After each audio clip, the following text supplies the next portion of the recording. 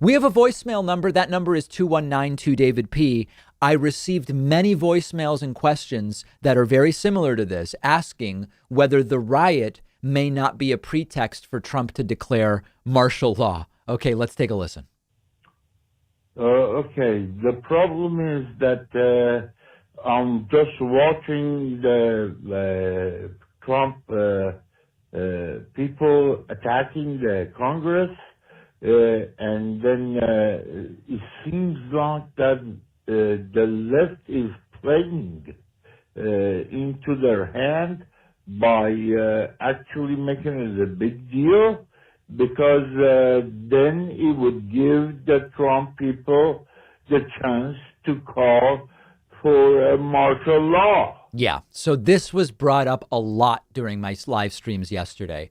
Trump incites a riot, sends in the National Guard.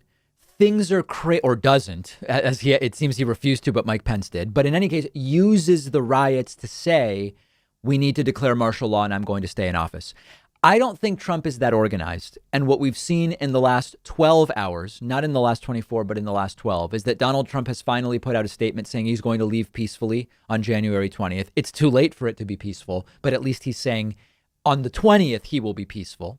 We have seen the riots largely quelled, and it is not what is going to take place. Now, I did also receive messages from people saying, should the left really be saying we need more of a law enforcement presence on the Capitol when law enforcement is often the problem? No, a law enforcement presence was needed on the Capitol yesterday. There's just nowhere.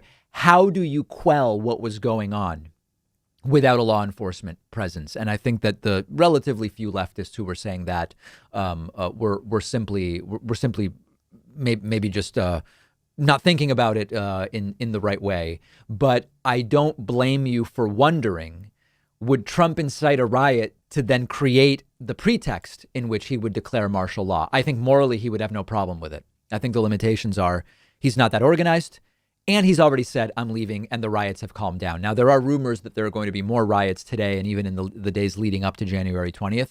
We will pay attention to that, and we will cover it if it should come to pass. We will be discussing on the bonus show today. There have been some videos which purport to be police actually removing barricades to let rioters in yesterday to the U.S. Capitol. We're going to talk about that because there are a number of perspectives about those supposed videos. We will also talk about, in the midst of this, Joe Biden is actually getting some sweet revenge in that Merrick Garland will be his attorney general. Merrick Garland, Barack Obama's Supreme Court nominee, who was obstructed by Mitch McConnell and Republicans back in 2016, and much more on today's bonus show. I very quickly, I so appreciate the couple hundred people that grabbed memberships over the last 48 hours in appreciation of the coverage we've been doing. I really appreciate it. I invite you to grab a membership at joinpakman.com.